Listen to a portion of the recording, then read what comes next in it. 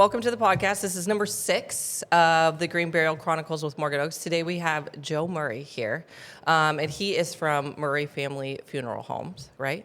Yes. And well, you it's are Murray Funeral Services. Okay, so you are the man behind the scenes. Correct. You are in charge of all of the things, and that's not your only one. So that one's in Rockland, California, but you have other locations. Yes. So we're going to talk about all the things, but before we get into your business, who you are, what you stand for, and why I have you on today, there's a couple of things I want to know about you. Okay. So I ask everyone a fun, fast fact. So before you learn about Joe in the funeral industry, let's talk about Joe in real life. What is a fun, fast fact about you? Fun fast fact? Yeah, or a long, fast fact. There's not really any fun ones. I like to crab. Okay. I hunt. Okay, that was a fun Spend fact. time with my kids. Oh, we're big into making pizzas. Okay, I did see that. We Okay. have an outdoor pizza oven. I used to own a pizza restaurant. Interesting. Yeah. Here, locally? In Truckee. Oh, Yeah. okay. In And then 2015. you came into the funeral business? No, it was on the side. I'd go there after work. Dude. Okay, so yeah. that tells you a lot about Joe. 2 kids. 3 kids. 3 kids. Okay. 3 kids. 31, 30, and 20. Dang. So you're know. busy. Yes. I love it. Okay. And he loves pizza. He loves crabbing and hunting. Okay. So I think those are all really interesting because now that I know you, Yeah. I'm like, I only know Joe, the funeral person. Correct. And so to know those things about you is interesting. Okay. So let's dive in. First of all, your locations are where? We have Murray Family Funeral Chapel in Rockland. Okay. Chapel of the Angels Mortuary in Grass Valley. Okay. Truckee Tahoe Mortuary in Truckee, California. Okay. And then we have South Lake Tahoe Burial and Cremation Society in South Lake Tahoe. So 4. Four locations. 3 are funeral homes Okay. where, we have crematories and everything. Yeah. The South Lake location is a storefront. Okay. So we work mostly, obviously, with your Rockland location.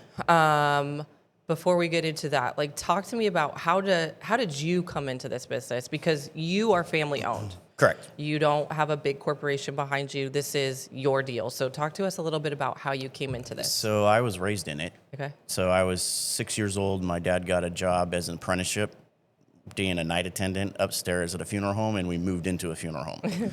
So then I was just raised in. I don't remember not being around death. Yeah. So then my parents, they went into trade embalming, so they would embalm for all the different funeral homes in the Sacramento area, and I would go along with them. So that's how I got to know a lot of the Sacramento people. Okay. And then when they ventured out, I took over the trade business, and I did that for about 10 years, and that's how I was able to buy my first funeral home Okay. at 29. But I went straight to mortuary school right out of high school. So I was 20 years old and graduated college, 2 years. It's a 2-year program and then a 2-year apprenticeship. Okay. So you knew you always wanted to do this? Well, in high school, I got my girlfriend pregnant. And so I had to make a quick decision on what I was going to do, where life was going to take me. So I figured if I went into the mortuary program, I could always do something else later, which eventually that's what I wanted to do. Was going to something different? Going to something different. I wanted to go into law or something like that. But this just took me down a different path, and it stuck, and I was good at it. So I just stayed with it. Okay. Wow. Yeah. Yeah. I don't find that there's many people that are like, you know what I want to do when I grow up? No, actually, in mortuary school, when people would talk about why they were there, I always looked at them like, that's kind of weird. I have an excuse for being here. My dad's in the business. You're all weird. Yeah. Where does one go to mortuary school at? That one was in San Francisco. Okay. It's not there anymore. They moved that to Carmichael. The ARC location? Mm-hmm. Correct. Yeah. Yep. I know I've looked at where do people go to school for this? Yep. And there's not a lot of options. No. So, so went to school. Now you're here. Where was your first location? Truckee. Truckee. Okay. I bought that in 2004. And then Rockland is how old? Rockland, we established that in 2019. Okay. And what do you think separates you from other funeral homes, other places like yours? Well, we're big on service. Mm-hmm. We're always available. Mm-hmm. My phone's ringing right now. Yep. It's Chapel of the Angels. Yep. So that means someone's not answering the phone at Chapel of the Angels, so it rings over to me. Got it. But, that's the thing. We're always available, always answer the questions, very transparent. Try to give the families as much information as we can. Mm-hmm. We get a lot of shoppers. Mm-hmm. Mm-hmm. And a lot of people won't. They'll give you base stuff that is required by law, but they kind of want to get you in, and then start to go over all the financials and upsell. You mean people like other funeral homes? Other funeral homes that are in the industry, some of them have just different policies where they want you to come in to get the prices. And that's the thing I noticed. So I've been working with you for like the last 3 years probably. And I think for the listeners, the reason that we feel so confident working with Joe and his team is because, one, you're privately owned. Like, you are owned by you. Correct. And we work with you. Joe Correct. answers his phone all the time. Like, I know it's killing him right now to not answer this, but you can. You can. And I trust you. Right. And one of the things that I trust that I've seen now, and I want you to talk about, is that, so something people don't know to ask is, what happens, Joe, when you pick up the body, and this is important, do you hold on to it? Do you ship it off to someone else? Like, talk about that. Everybody comes into our care. Yeah, so we don't contract out anything. We don't contract removals. We don't contract cremation services, embalming. Everything is done in-house by myself or my team. Okay. So if you're listening, you might be like, well, who cares? So there's other funeral homes that will pick up the body, or they'll contract somebody to go do that. Correct. A company. Then that set company will go then take it to a crematorium or refrigeration place, right? At a location. Correct.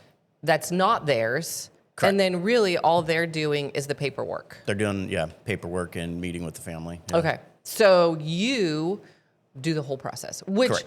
if you're listening and you're thinking, again, why does that matter? It matters. Like, I remember when my dad passed, I didn't know those questions to ask. So someone picked him up, he went to some crematorium, and then like he came back. And now that I know, I would have rather known, okay, Joe's people take him. I always know you're in control. Correct. I know it's him. Like, who knows what I have, you know? Well, I mean, I think everyone in our area is pretty ethical. I feel good about it, But and we also fingerprint everybody when they come into the facility, and then when we transport to the crematory, they get fingerprinted again. Okay. And we have a tracking system. Yeah. Even though it's internal and we know where everyone's going. Like, Sure. if I'm saying, okay, now, John Doe needs to go to the crematory. Yeah. We still are taking all those same precautions that other funeral homes would be doing that are subcontracting with another funeral home. This isn't your first rodeo. Like, you know what you're doing. Yes. Yes. Like, you guys listening, again, Joe is very detailed in what he does. And again, I can't thank him and his staff enough for always showing up for us, always answering questions for us, and just like knowing the right thing to do. So in this industry, what are you seeing like the growing trends are? Is there anything that like people need to know, hey, this is shifting, we need to be aware of this, what's happening? Mostly cremation. Yeah, I mean, it's gone from, so I graduated mortuary school in 1994. So that was 30 years ago. Okay. And it was about 18% cremation in California, and now we're at 65. That's crazy. So that's a huge trend. So when I first got into the business, we were doing like 2 funerals a day, all week long. The funeral home was open 7 days a week. Now we're pretty much Monday through Friday, 9 to 5. And sometimes my staff, when I say, we have a visitation from 3 to 7, they're like, 7? Because they know they have to stay late. But when I was in the business growing up, we were there till 9:30 sometimes, 8 o'clock in the morning till like 9:30 at night. And then back at it the next day. And I mean, you kind of still do that all the time on your phone. But for sure, but not physically being there and then having, the hearse, 2 limousines, family, loading up, going to the church. So nowadays, most of it is direct cremation. We don't do a lot of those services anymore. Yeah. You know, what's interesting that you say that is last year we saw at Morgan Oaks lots of cremation. Like that's all people were doing. Right. Now we're seeing a total shift but we're also green burial, right? So Correct. That's what we're known for. Right. And for the listeners, Joe is one of the most affordable for cremation and trustworthy again. So I could see why you're probably seeing a lot of those. And it's just people. Like, you're getting non-green burial people. So just Correct. Also, so people know, Joe does not do just green burial. Joe does all the things, everything, all religions, yes? Yes. Okay, so Joe has been approved by the rabbis we work with, which you don't need approval, but Joe needs to know all the processes of, the Jewish culture. What other cultures do you see? We do a lot of Catholic Sikh. Filipino families. Okay. We do a lot of ship outs to the Philippines. Oh, wow. Yeah. Interesting. Who would have thought? Lots to Mexico. Yeah. Okay. What are some of the fears or misconceptions that people see in like funeral planning? Some people do not like the idea of coming in and making their own arrangements because they think they're going to walk out the door and get hit by a truck. Total, so weird, right? So they don't like to do that. But the other people that I've helped do that, where they just want to get it done for their kids' sake so that they don't have to do it, they leave our establishment with a sense of relief. Like, it's done. We don't have to do this anymore. We can be out of here. So yeah. Yeah. I think pre-planning is so important. Definitely, at least to know what the wishes are. Yeah. Burial versus cremation Yes. versus green burial versus traditional burial, like all the different Yeah, options that are out my there. dad had nothing planned. And I mean, you could probably talk about this because you've been in the industry longer, but the amount of anxiety and stress that it put on me sitting at his deathbed saying, Dad, what are we doing? And he looked at me and said, well, what are you doing? And I was like, well, I'm not dying. So like, I Right. don't know. I haven't decided that. I mean, and within hours, he said cremation and then passed, so like, then I went to a funeral home and I can't, and this is again why I choose to work with you. The upsell that I sat through was like, dude, why do I need all that? Right. And so I love that about your guys' establishment is I know that you're not upselling them on anything or everything. Correct. What they need is what they get, and there's not a push. You're not super salesy. No. No. My casket and urn sales rep, they're like, you need to work harder. Just like, I just present it and I show them what we have, and they pick what they want. Yeah, like I'm not just trying to force anything. No, and I love that. And my staff does not work on any type of commission. Even better. So I know that sounds probably not so great, but like when you start putting a commission in, then it's like people start pushing like a little bit more. Exactly. Okay, so who's your staff at the Rockland location? Let's talk about that one. We have Olivia, my daughter. Yep. And then we have Nick Tisdall. He's an embalmer. Yep. And then Rebecca Dillion. That's my fiance. And then myself. Okay. And then what does Rebecca do? All the things probably? She's kind of, my right-hand person. So she actually helps me. She was the main person at Chapel of the Angels. Yep. But she's going through treatment right now for cancer. So she's been more like Rockland area. And then I've been going up to Chapel. But she still goes up there. Okay. Quite a bit. And Nick does all your services, right? Nick works he does most all of our removals. So he's kind of our main removal tech because we have the contract with Placer County Sheriff's Office. So if someone passes in a traffic accident, we have to be on scene within, 35 minutes to an hour. That's crazy. So Nick does most of those down here, but then we also have another team that covers the other half of Placer County. And they come down. So you have someone come else that picks up bodies too. Nick Yeah, isn't because Placer County goes all the way to Lake Tahoe. Yeah, Nick's not just out all day picking up bodies. Sometimes he was yesterday. Oh my gosh, you guys, Joe said he had 15 bodies he picked up yesterday? No, over the long weekend. Still, that's a lot of bodies. Yeah. That's like 5 a day. Yeah. That's Yeah, it's a lot. wild. Okay. And then what advice would you give people at pre-planning, no matter what age they are? I mean, we have people that have pre-planned in their 20, which is wild. Good for them. 20? Yeah. Like we have a traveling nurse that came out and she pre-planned because she just wanted it done and she didn't want anybody to decide for her, which I think is important. So whether you're 20 or 95, 105, like what? 20 is way forward thinking. Way forward. I was like, you go, girl. Yeah. But like, wow. I don't know. So the benefit of it is if you prepay with us, it locks in the service side of it and the Right. merchandise side of it. Okay. So if they're in their 30s, let's say, and they live for another 50 years, their family, the only difference they're going to have to pay is increase on death certificates, filing fees, and any unknown fees that could come up. But as far as the casket and services, it's all like locked in and price guaranteed. Yeah, which is huge. I mean, inflation is a real thing. Yeah, and so we use life insurance companies, Okay. so they hold the funds. So the idea is you put the money in with the like homesteaders or the other one is Wellaby. Yep. But they're gaining interest. They're being reinvested. So the idea is the interest keeps up with inflation. Okay. Otherwise, it wouldn't make any sense to prearrange for us to Right. guarantee it. Right. It has to benefit. So sometimes we sometimes there's more money in there and sometimes there's less money. Right. So they seem to kind of balance out. Okay. Makes sense. Pre-planning is just the best way to go. It is. I mean, in your industry and on our side too. And then your next of kin doesn't have to worry about it. If there is no next of kin, somebody has the paperwork. If there isn't any next of kin, no paperwork, the funeral director can actually step in and take care of those arrangements on behalf of the person that made their final arrangements. Okay. Yeah, I mean, you probably deal with this all the time too, but like this weekend I was routing calls because someone died and we don't have anything in place. Like, what do we do? You know, and I flag calls for you guys because they don't know, like, who do we call? What do we do? And it's pure chaos and you're already grieving. So like, if there's anything I try to educate people on, it's like, plan now. You're not going to walk out of my door and die. I mean, that's the biggest thing we hear. Or we hear, you know, 80s and above that are like, the line is, oh, I'm not ready yet. I'm not there yet. And it's like, if ever there was an age group that was ready, that's probably where we should start thinking about it. Okay, so back to it, Joe. I think one of the questions I get most frequently is, what's the process? Like, so we did this like basic process thing, but for someone very generically, like I call you tonight and I say, Joe, my dad's dead. What happens at that point? So then we would get first we'd find out, was this an expected death like hospice or was, you know, did you just come to find him and he had passed? Okay. So that tells us we have to call the coroner's office or if hospice is going to be pronouncing the death. Okay.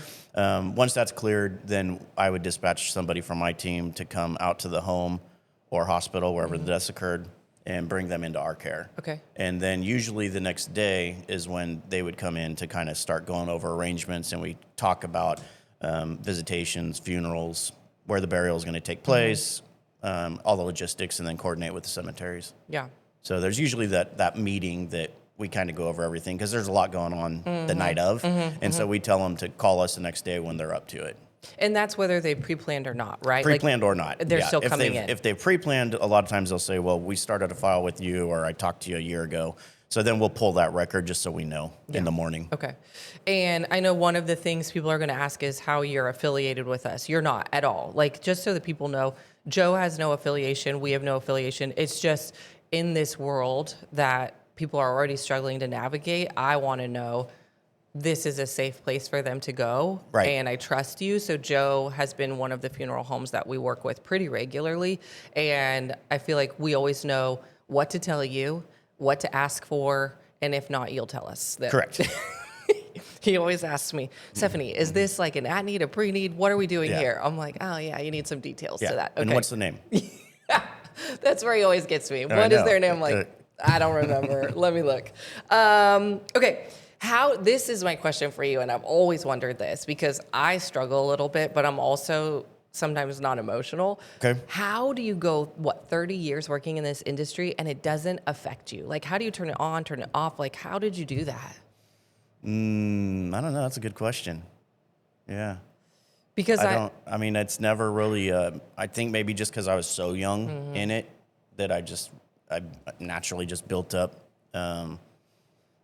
that relationship with death, that it was kind of like, this is just something that everyone's going to go through.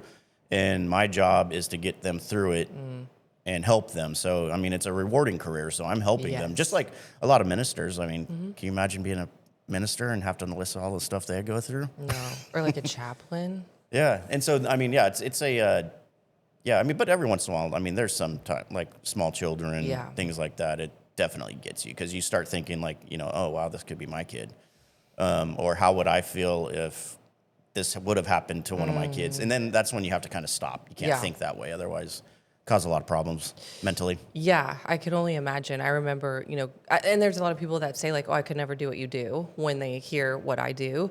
And I'll never forget, like, I've learned how to navigate. There's some that are really hard. Right. When my dad passed and then we buried a man because of cancer right after that, and watching the body go into the ground, like, that was hard. And so I had to like navigate, okay, how do I like not get emotional and not get attached to everyone? Like, Exactly. I love all my customers. And then when they pass, I'm like, oh my gosh, like, these are my people I've built. So it is something. And I think we look at like, I am helping them through one of their darkest seasons. And so I have to be the strong one. You have to be the strong one to get them through this. So, well, and that's another thing too. That's why we at our establishment, we don't call them clients, customers, their families.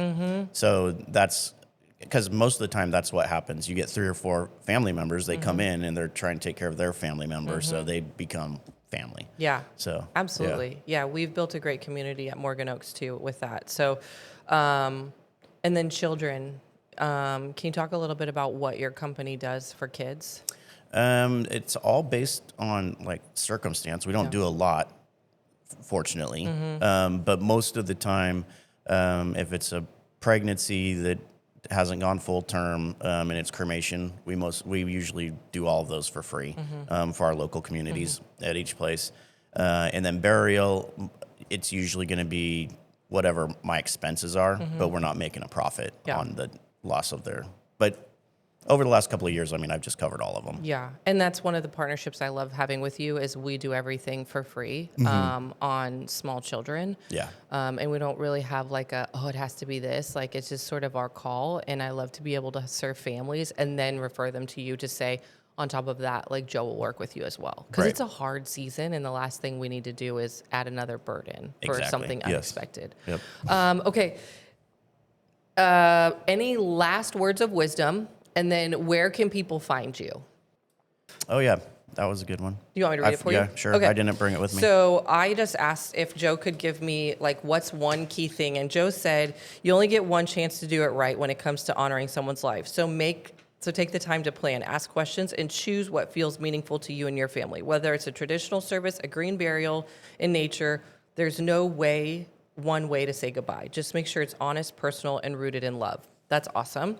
So thank you for that. But most of all, thank you for your company and what you guys do and how you support us and our communities. Where can people find you? As far as Like, are you on social, Joe? we don't have social media. We're working on that. My We're daughter's gonna help you. 20, so we're going to get her into that portion of it. Okay. But right now, you have to Google me. Okay. The Googs. We have to ask the Googs, or they call Morgan Oaks and be like, how do I get a hold of you? Okay. Exactly. So, but Rockland location, and he will transport anywhere, help anywhere. So just make sure you're not like, oh, he's in Rockland and I'm in Sacramento. Doesn't matter. We're in Reading all the time. Yeah. Chico. I mean, you have done some for me up north and all kinds of places. So he'll go anywhere. So don't just like think he's local here. And then for us at Morgan Oaks, just a cool little thing. So you can find us on Instagram. Joe, we can teach you all the ways. We have a brand new Instagram page. So make sure if you were following us before, you re-follow us on our new updated awesome version. We're on TikTok, Facebook, YouTube, and basically anywhere there's social media, we're on it. And so thank you all for listening. Walk gently, remember deeply, and celebrate the legacy of life.